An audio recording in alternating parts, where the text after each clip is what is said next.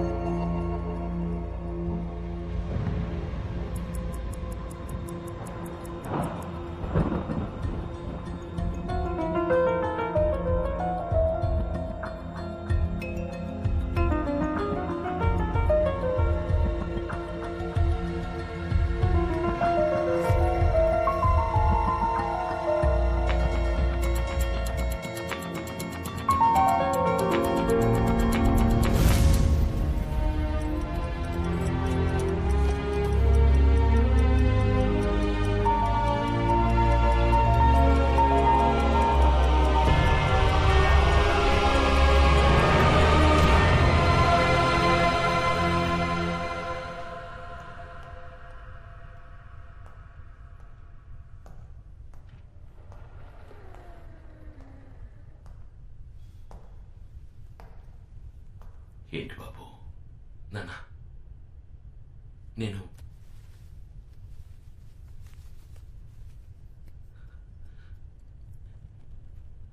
ఈ వాచ్ని మీకోసం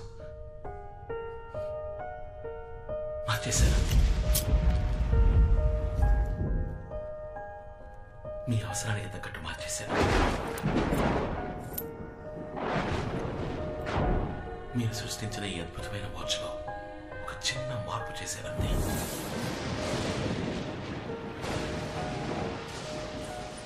మీ వాచ్లో ఒక రోజులోపు ముందుకి వెనక్కి వెళ్లే ముళ్ళే ఉన్నాయి.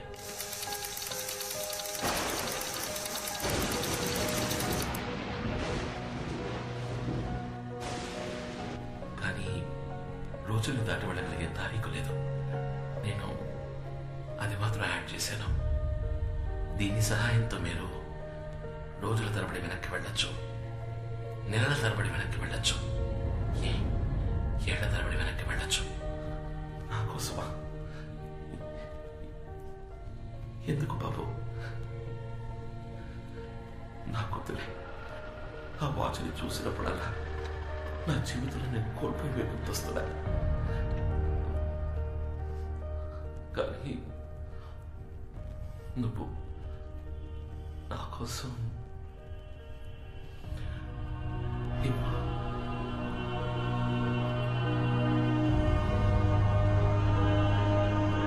నాన్న, ఇప్పుడు మీరు అనుకున్నట్టుగా 26 ఏళ్ళు వెనక్కి వెళ్ళొచ్చు. నాన్న, మీకు ఆ తారీఖు టైము జ్ఞాపకం ఉందా?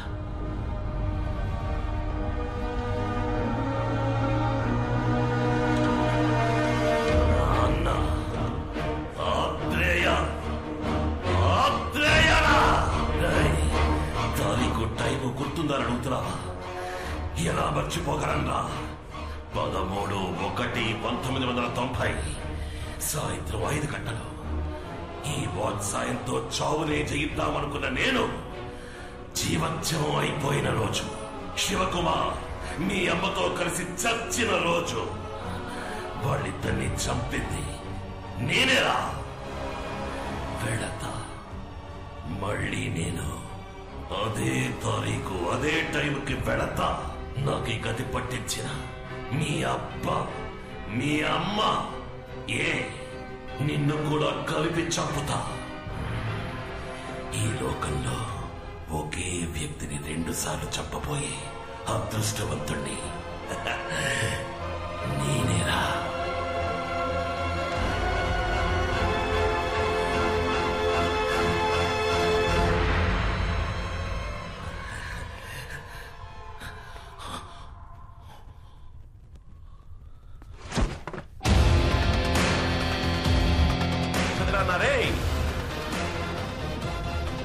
Watch mechanic. నాకిదంతా చాలా మామూలు విషయం. నువ్వు శివకుమార్ అన్నవైతే నేను శివకుమార్ కొడుకునిరా. నువ్వు ఎంత చక్కగా అబద్ధం చెప్పినా మా నాన్న 6వ వేలు చూసినప్పుడు నాకు అనుమానం వచ్చింది. ఏరా, వాచ్ని రిపేర్ చేసేవాడు అది కరెక్ట్ గా వర్క్ చేస్తామని చెక్ చేయడా? అందుకే నేను నిన్ననే ఈరోజు జరగబోయే చూశాను.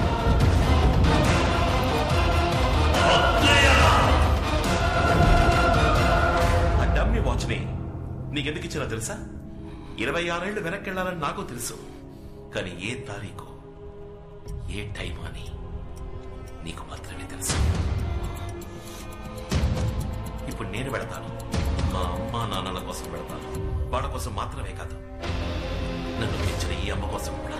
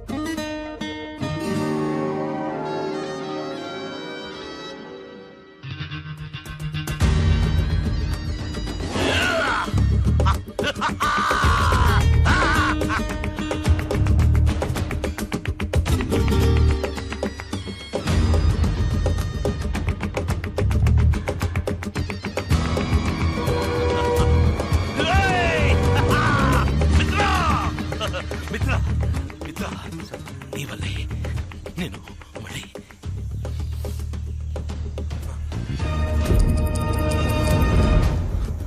వీళ్ళిద్దరిని ముందు పెడతాను సార్. 3వ మలుపు దగ్గర ఒక టనల్ వస్తుంది, దాని కూడా ఇంట్లోకి రా. వీళ్ళిద్దరిని ఇంటికి వెళ్ళే పవర్ సప్లై కట్ చేయవచ్చు. నాతో రా.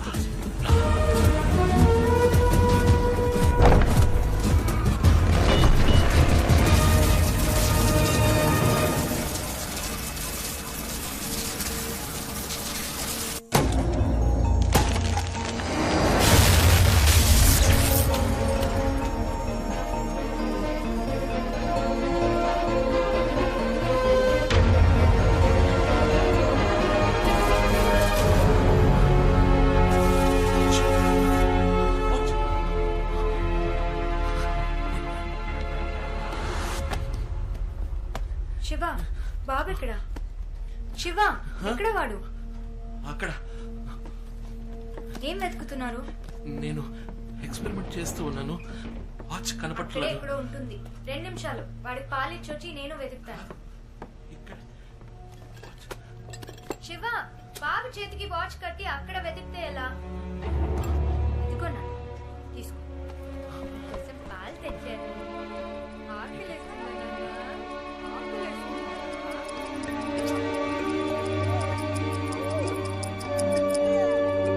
మీ నాన్నని చూసావా?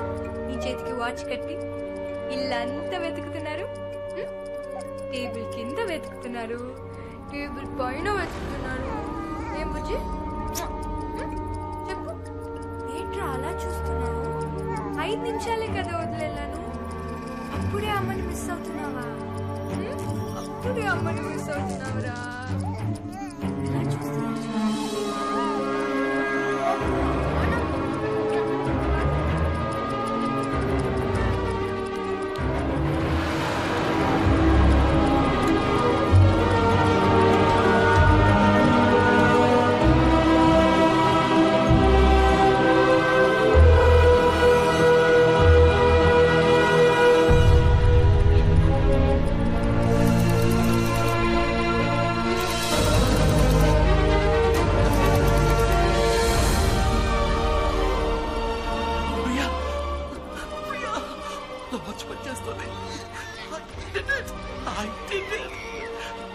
Priya, congratulations, my sweet, sweet darling. నీ కొడుకు ఈ లోకంలోని ఫస్ట్ టైం ట్రావెలర్. ఏమంటున్నారండి? వీడు భవిష్యత్తు నుంచి ఇక్కడికి వచ్చాడు.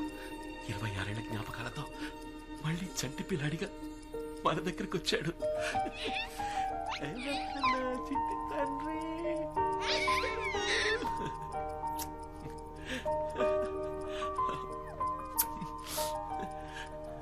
ఈ వాచ్ వీడి చేతుకుందంటే తప్పకుండా వీడి దీన్ని యూజ్ చేసి ఉండాలి. అవును ప్రియా, ఇచ్చుడు ఈ డేట్, ఈ డివైస్ నా డిజైన్ లోనే లేదు.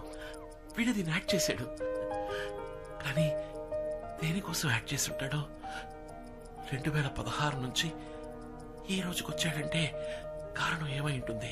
ఒకవేళ మనతో ఏదైనా చెప్పాలనుకుంటున్నాడా? మీరంటున్నట్టు వీడు మనతో ఏదైనా చెప్పాలనుకుంటే అదేదో మాట్లాడే వయసుకి వెళ్ళుండేవాడు కదా వీడు. వాడు మాట్లాడే వయసులో మనం వాడికి కూడా లేమా?